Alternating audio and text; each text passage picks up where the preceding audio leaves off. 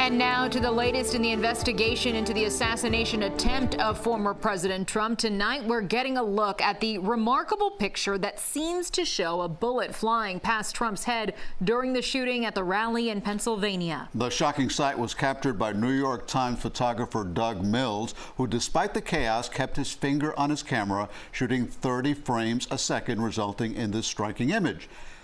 The big question remains, though, how was the shooter able to get so close to a former president? Tonight, we're learning the Secret Service did not sweep the building where the gunman was. CBS News Miami's Yvonne Taylor talked to a former Secret Service agent who defends the actions of the federal agents. He joins us live from Trump National in Doral. Yvonne?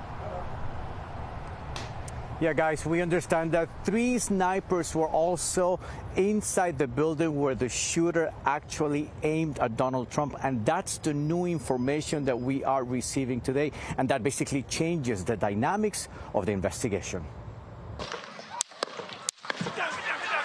It seems to be the biggest question now. How could a gunman get so close to presidential candidate Donald Trump on Saturday? Secret Service is more than a job, it's a lifestyle. Domingo Hernandez is a former Secret Service agent who was based out of Miami. For 27 years, he worked doing this.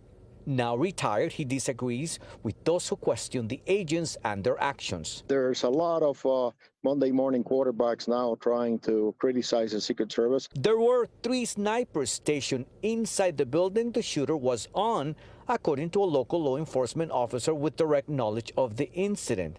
The operations plan had them stationed inside the building, looking out the window towards the Trump rally. The shooter was identified as 20-year-old Thomas Matthew Crooks. He sat down and was looking on his phone, and at this point, one of the snipers took a picture of him. Then Crooks took out a rangefinder, and the sniper radioed the command post. An independent review will be conducted to understand the facts regarding protection of the event and make findings and recommendations accordingly. Homeland Security Secretary Alejandro Mayorkas, whose department oversees the Secret Service, questioned how the gunman was able to shoot before Secret Service counter-snipers shot and killed him.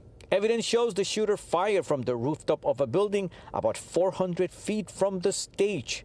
In this event, I don't know who was supposed to be responsible to safeguard that building. He said Butler, Pennsylvania is not South Florida.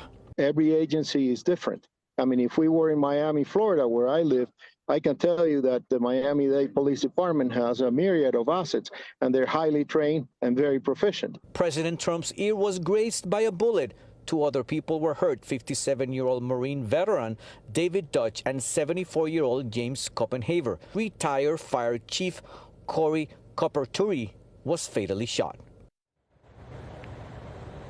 And tonight, the FBI is saying that they have gained access to the data of the cell phone of the gunman, while an investigation continues to determine why these 20-year-old men wanted to kill former President Donald Trump.